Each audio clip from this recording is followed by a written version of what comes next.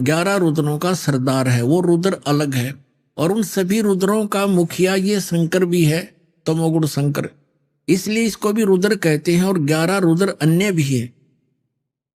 तो ये भी यहां स्पष्ट करना पड़ेगा कि ये ब्रह्मा, विष्णु, रुद्र और ये महेश इनसे अलग है ये इनका पिता। ये देखिएगा, एक समय जैसे दास ने बताया था कि ब्रह्मा और विष्णु का आपस में इस बात पर युद्ध हो गया। ब्रह्मा जी कहने लगे तू मेरा पुत्र है विष्णु जी से, और विष्णु जी कहने लगे तू मेरा पुत्र है।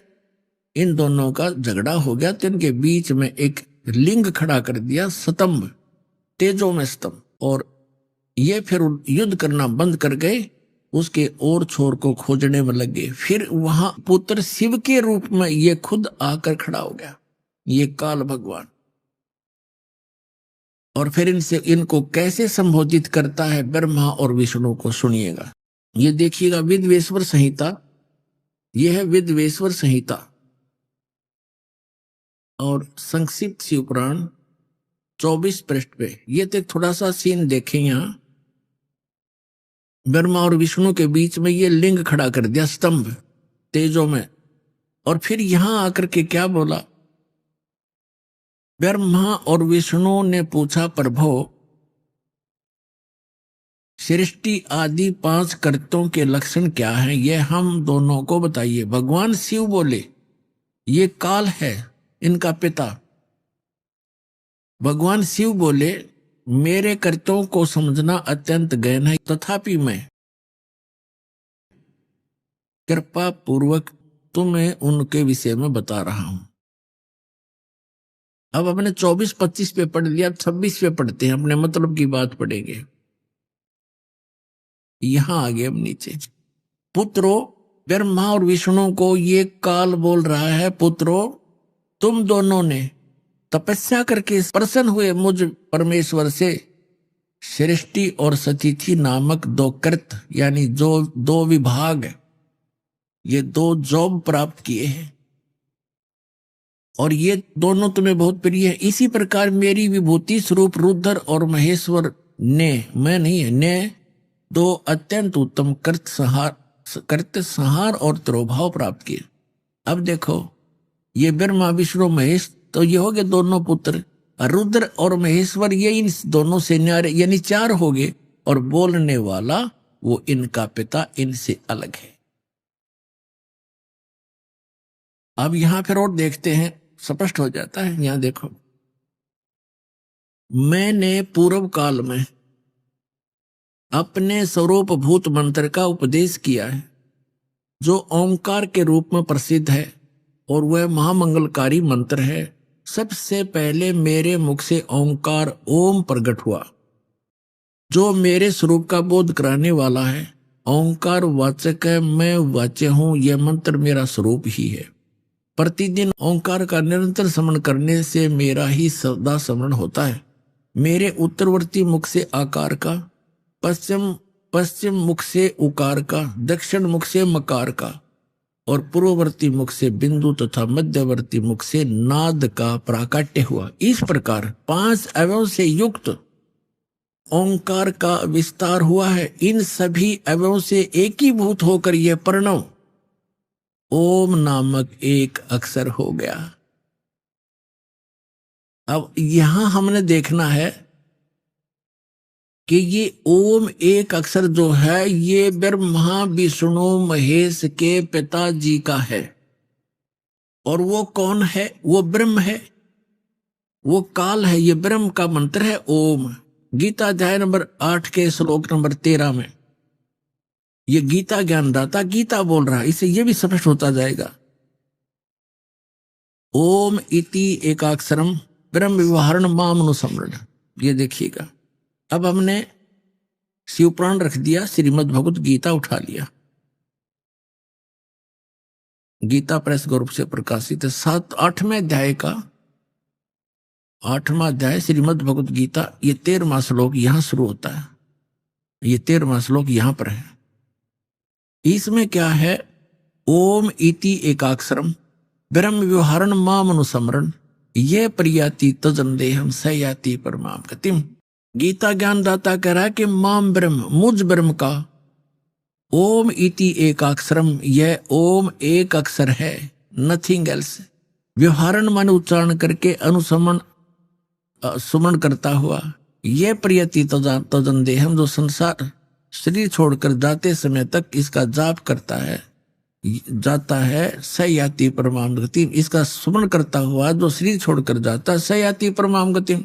इस ओम, ओम से मिलने वाली, ये ओम यह उदाहरण है, जो पुरुष ओम ओम ओम, ये एक अक्षर हो गया ओम, इति, इस एक अक्षर ब्रह्म को उच्चारण करता हुआ, मां मुझ निर्गुण ब्रह्म का चिंतन करता हुआ शरीर को त्याग कर जाता है, वह पुरुष परम गति को प्राप्त होता है। अब इसे ये सिद्ध हो गया कि उधर तो श्री शिव पुराण के अंदर, शिव महापुराण में स्पष्ट हो गया, ये ब्रह्मा विष्णु महेश, रुद्र और महेश से, ब्रह्मा विष्णु महेश से जो पांचवा है वो इनका पिता है, वो शिव पुराण का वहां संदेश दे रहा है, और वो कह रहा है कि मेरा ओम मंत्र है। ओम ये 5 अवयवों से एकीभूत होकर एक ओंकार, प्रणव रूप में ओंकार एक अक्षर हो गया। और यहाँ 8वें अध्याय के 13वें श्लोक में गीता जी में ये स्पष्ट कर रहा है, ये गीता ज्ञान दे रहा है कि ओम इति एक अक्षरम, यह ओम एक अक्षर जो है, माम ब्रह्म, मुझ ब्रह्म का एक ओम अक्षर है, नथिंग एल्स। और सुमन करता हुआ, इसका उच्चारण करके श्रवण करता हुआ, यह प्रियाति तजन देहम, जो शरीर छोड़कर जाता है, यानी अंतिम सांस तक श्रवण करता, सयाति परमाम गति, वह परम गति को प्राप्त होता है। कौन सी परम गति? जो ओम से, ओम के जाप से मिलने वाली है। वो क्या? ब्रह्मलोक। अभी आपने देवी भागवत में पढ़ा था कि देवी कह रही है हिमालय राजा को कि गीता प्रेस गोरखपुर से प्रकाशित श्री देवी भागवत सचित्र मोटा टाइप, जिसके 562 और 63 पृष्ठ पर देवी खुद स्पष्ट कर रही है हिमालय राजा को कि और सब बात, सब पूजाएं त्याग दो, ब्रह्म का जाप करो, उसका एक ओम मंत्र है, वो ब्रह्मलोक में रहता है, उसको पा जाओगे। तो ओम के जाप से ब्रह्मलोक प्राप्ति है। गीता अध्याय नंबर 8 के श्लोक नंबर 16 में लिखा है कि ब्रह्मलोक पर्यंत सब पुनरावृत्ति में, वहां गए प्राणी भी जन्म मृत्यु में आते। ये देखिएगा, ये वही श्रीमद् भगवत गीता, इसके 8वें अध्याय के अब 16वें श्लोक में क्या कहा है कि हे अर्जुन, ब्रह्मलोक पर्यंत सब लोग पुनरावृत्ति में है। पुनरावृत्ति का इन्होंने यहां विश्लेषण भी किया है, अर्थात जिनको प्राप्त होकर पीछे संसार में आना पड़े ऐसे। तो इसे सिद्ध हो गया कि इससे भी परम गति नहीं हुई, क्योंकि जन्म मृत्यु है तब तक ये जीव सुखी नहीं हो सकता। और गीता अध्याय नंबर 15 के श्लोक नंबर 4 में कहा है कि तत्वदर्शी संत और तत्व ज्ञान की प्राप्ति के उपरांत परमेश्वर के उस परम पद की खोज करनी चाहिए, जहां जाने के बाद साधक फिर लौटकर कभी संसार में नहीं आते।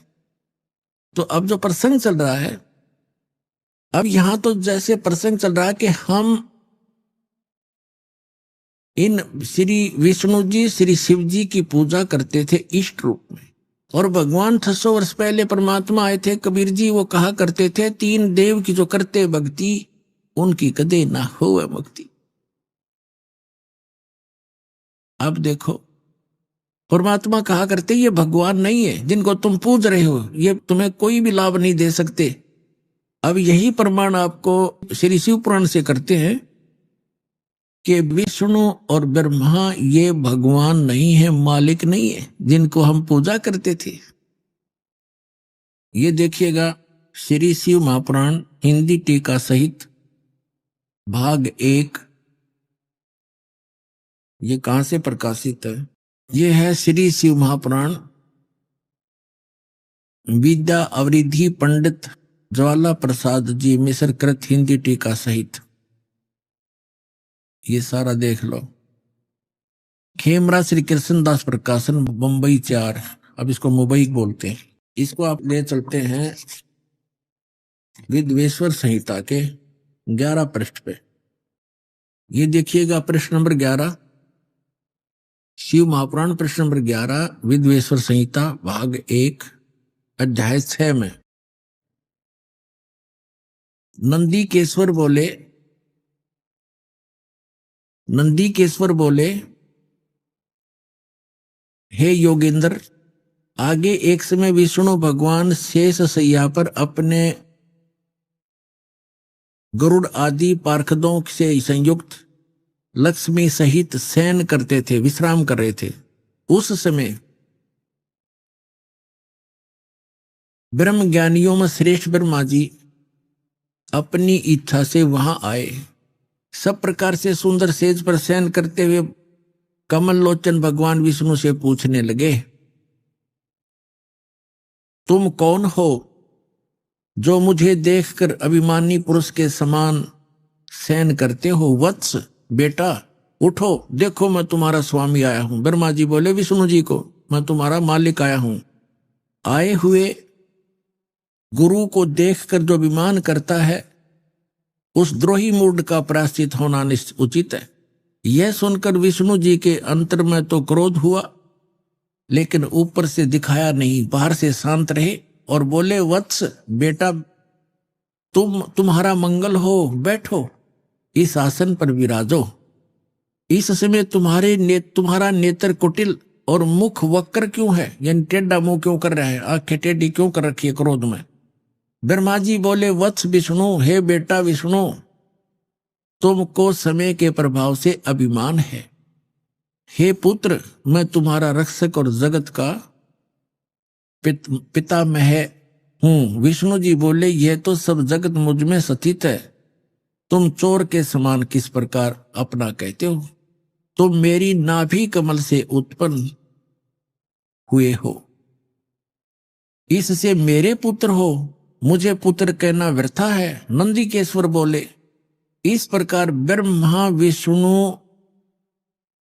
विष्णु दोनों ही रजोगुण से मुक्त होकर विवाद करने लगे। मैं श्रेष्ठ हूं, मैं स्वामी हूं, ऐसा कहकर एक दूसरे को मारने की इच्छा से युद्ध करने में उत्सुक हुए। तब संपूर्ण देवता विमान में बैठकर